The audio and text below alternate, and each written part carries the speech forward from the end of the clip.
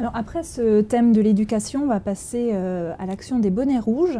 Est-ce que les destructions de portiques, de radars, c'est quelque chose que vous comprenez? Est-ce que Manuel Valls aurait dû être plus sévère avec les casseurs? Non, je ne les comprends pas, parce que c'est la même thématique que celle que j'évoquais tout à l'heure sur la question de la désobéissance civique, la question de finalement le symbole de la lutte contre l'État.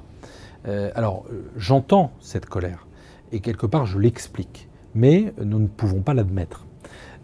Nous devons réfléchir comment répondre à cette inquiétude et à cette colère.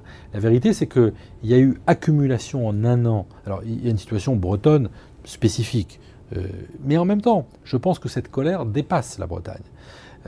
Et depuis un an, nous avons eu un tel matraquage fiscal que le gouvernement, finalement, n'a pas perçu le fait qu'à un moment, vous ajoutez un nouvel impôt, et c'est la goutte d'eau qui fait déborder le vase. C'est-à-dire que les gens ne voient même plus l'impôt pour lequel on vient d'augmenter la taxe, ils transforment cela en rejet total.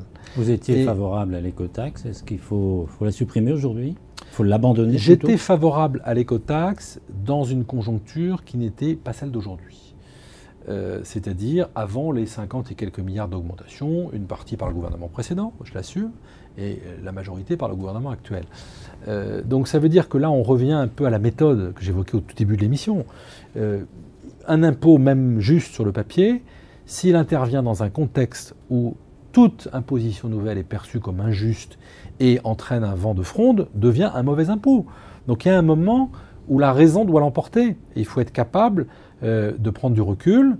Et moi j'appelle de mes yeux, vraiment de mes vœux, une grande réforme fiscale, c'est-à-dire qu'on se pose enfin des questions sur la finalité de tel ou tel impôt et qu'on réfléchisse à assurer des prélèvements pérennes tout en ne donnant pas le sentiment qu'on confisque les Français.